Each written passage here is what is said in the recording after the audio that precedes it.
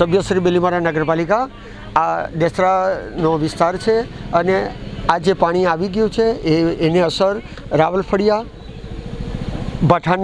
ભાઠોફળિયું, ગિરિરાજનગર અને સાઈનાથનગરના એરિયાને અસર કરે છે. અને આનું મુખ્ય કારણ છે કે જે આ ડેમના પાડા જે છે અને જે પાણી જવાનો નિકાલ ઓછો છે એના લીધે આ વધારે પડતું પાણી રોકાઈ રહ્યું છે.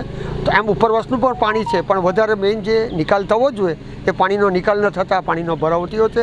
પશ્ચિમ વિસ્તારની અંદર દેસરા દરગાહ પાસે 20 થી 25 ઝૂંપડાઓની નીકળતા ત્યાં પાણી ભરાઈ ગયા છે અને ત્યાં નગરપાલિકાના પ્રમુખની સૂચનાથી 60 થી 70 જણાને રેસ્ક્યુ કરીને ગુજરાતી શાળામાં રાખવામાં આવ્યા છે અને ફાયરની બોટો અને ફાયરના જવાનોને તૈનાત કરી દેવામાં આવ્યા છે.